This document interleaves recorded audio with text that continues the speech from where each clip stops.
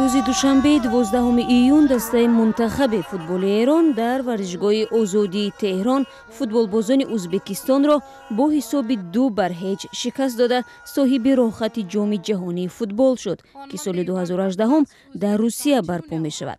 баъди анҷоми қувваозмоӣ ҳазорҳо сокини Теҳрон ҳушдорҳои амниятӣ дар бораи ҳамлаҳои даҳшатафканони гурӯҳи ба ном давлати исломиро нодида гирифта барои таҷлили пирӯзӣ ба кӯчаҳо баромаданд.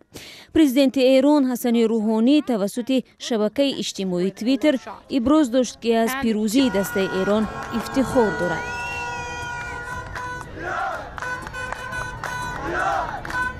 расонаҳои эронӣ иттилоъ медиҳанд, ки ғалабаи футболбозони эрониро на танҳо сокинони ҷумҳурии исломӣ, балки ҷамоаҳои эронёни муқими кишварҳои дигар ҳам ҷашн гирифтанд. рӯзи чоршанбеи 7 июн силоҳбадастони гурӯҳи ба ном давлати исломӣ ба парламенти Эрон ва оромгоҳи имом Хумайнӣ ҳамла карда 17 нафарро ба ҳалокат расонд.